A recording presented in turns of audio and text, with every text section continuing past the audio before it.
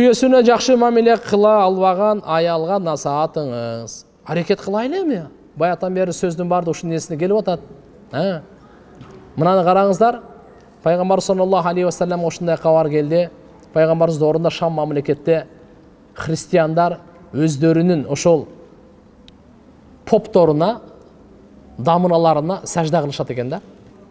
Анан келип туруп пайгамбарыбызга айтып атпайбы, я Расулалла, аларга караганда сизге биз сажда кылайлы, сиз лайыктуусуз го депчи. Пайгамбарыбыз эмне деди? Жок, сажда Аллага гана. Эгерде Алладан башкага сажда уруксат болгондо, анда мен аялдарга буйрук берет элем, күйөөлөрүнө сажда кылганга дейт. Ай, урматтуу энелер, урматтуу эже карындаштар, пайгамбарыбыз айтып атат, эгерде Алладан башкага сажда кылууга уруксат болгондо, уруксат эмес, болбойт эч качан. Бирок мисал бил фарз айтып атат, болгондо мен аялдарга буйрук берет элем күйөөлөрүнө сажда кылганга. Балдарга буйрук берет элем ата-энелерине сажда кылганга, шакирттерге буйрук берет элем устаздарга сажда кылганга айткан жок го. Кембагалдарга буйрук берет элем, кулдарга буйрук берет элем, өзүнүн кожоюндарына сажда кылганга. Не деди? Аялдарга буйрук берет элем, өздөрүнүн күйөөлөрүнө сажда кылганга. Ушул жерден билсек болот туган, бул өтө чоң нерсе экен. Сиз иншалла колуңуздан келген, мойнуңуздагы милдет окууңузду аткара бериңиз. Кээде кадырлай албайт, баалабайт, жакшылык кылсаңыз деле кылбайт. Кыжалат болбоңуз. Алла үчүн жакшылык кыла бериңиз. Аллахым кадырдан сизди бактылуу кылат. Сизди бактылуу кылат. Сизди бактылуу кылат. Ошон үчүн иншалла бул жактан кыжалат болбой, колуңуздан келишинче кызмат кылыңыз. Иншалла даража табасыз. Бактылуу болосуз, Кудай кааласа. Күйөөңүз бактысыз болуп калганда да сиз бактылуу болосуз. Сиздин кызматыңыз үчүн. Билип коюңуз бугачы. Бир тууганың менен урушуп кетүүнүн күнөөсү. Мен кечирим сурагам, бирок ал кечирбеди дейт. Кечирим сурадыңызбы, болду. Кыжалат болбоңуз. Кечирбес анын өзүнүн иши. Сиз жүрөгүңүздү таза кармадыңыз. Алла үчүн кечирим сураңыз, бирок өчөшүп кечирим сурабаңыз. Сизден сураныш өчөшүп кечирим сурабаңыз. Алла үчүн кечирим сураңыз. 8 айлык боюмда бар эле. Дуа кылып коюңузчу, сизде жоңалым таква инсан болсун. Алла таалам жеңил кылсын. Өзүңүзгө дагы, бөбөгүңүзгө да Алла таалам келечекте жеңилдик берсин. Дуаларды кийин акырында берели. Алла таалам жеңилдик берсин, жакшылыктарды берсин. Кыз ата энесин тандаган балага турмушка чыгуу керекпи? Же өзү тандоо укугу барбы динде? Экөө тең бар туугандар.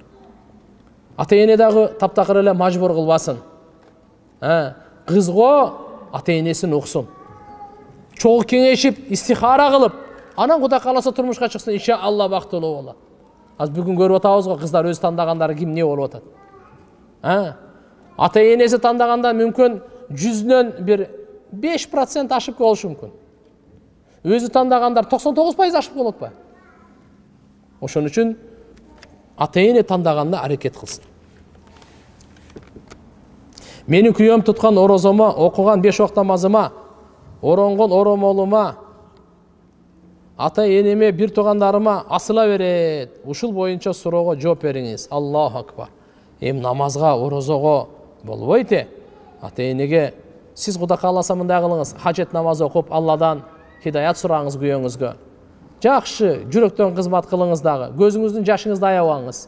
Үйдө таалим өткөрүңүз. Күйөөңүз келгенде жакшы төшөк салып, жакшы тамак кылып бериңиз. Көңүлү ачылып калган учурда аз-маз даават берип коюңуз. Мындай экен, тигиндей экен деп жакшынакай. Мүмкүн болсо чогуу дааватка чыгып келин. Анан Кудай кааласа мына айтып аткан киши надансыздыктан айтып атат, кыжалат болбоңуз. Жаманбы, жакшы күйөөңүз, жакшылык кыла бериңиз. Иншалла жакшы сөзчү жыланды ийинен чыгарат. Үстү келгенде мечитке кирсе болобу? Бул этектир маселеси го дейм оюнча. Болбойт мечитке. Оорулуу күндөрдө мечитке кирсе болбойт. Жолдошум мен жөнүндө жаман мисалы көзүнө чөп салган сыяктуу түштөрдү көрө берет. Анда ишке барбасаң да. Туга мындай да, бардыгы ыйман алсырагандан, үйдө амали салих болбогондон келет бунун бардыгы. Түштүн баарына эле ишене бербегиле айланып кетейин. Түш бар го, кээде Алладан, кээде нафстан, кээде шайтандан болот. Үчкө бөлүнөт түш. Бардык эле, ол ушу чын боло бербейт. Ошон үчүн пайгамбарыбыз айтты, жакшы түш көрсөң, анда сени ушул көрө алган жакшы адам менен гана бөлүшкүн. Түштөн дагы кызгангандар бар. Түшкө дагы көрө албастык кылгандар бар. Мен түшүмдө көрдүм, 5-7 алыпмын, 3 комнатный квартира алыпмын, ал 3 үйүп атат да. Бул түш. Мен алган жокмун андай, жок менде деле. Бирок түш деди, түшкө көрө албагандар бар. Мына Якуб пайгамбар, Юсуф пайгамбардын эмесин тафсирден окусаңар кандай экен. Юсуф алейхиссалам Юсуф сүрөсүндө келет. Түшүндө көрүп атпайбы? Ахада ашара каукаба. Мен 11 жылдызды көрдүм. Вашамс вал камар, мына күндү, айды да көрдүм. Мага сажда кылып аткан экен. Ушу түшүнө кызганбады беле алар. Мен көп нерсени айта берсек, экинчиси мындай. Түштү жакшы адамга эле айтыңыз, болду. Сизге мындай күйө турган, жакшы жоруй турганга гана айтыш керек. Экинчиден, эгерде жаман түш көрүп калсаңызчы, эч кимге айтпаңыз. Эч кимге айтпаңыз дагы, сол жака ауду биллахи минеш шайтанир раджим деп 3 жолу түкүрүп коюңуз. Какырып эмес, жана тип дегендей. 3 жолу түкүрүп коесуз, болду. Анын эч кандай зыяны тийбейт. Кабатыр болбоңуз, түшүңүздө өлүп калдыңызбы, күйөөңүз болсо дагы 2-3 алып алдыбы, кыжалат болбоң ага. Ал түш ал. Жөн эле түкүрүп коюңуз, болду. Эч кандай ага алуу эме боло турган нерсе эмес, макулбу? Анан кээде нафс ар нерсени аралашып деле түш көрүлө берет. Ага этибар деле берилбейт. Макулбу? Алладан келген жакшы түштөргө гана.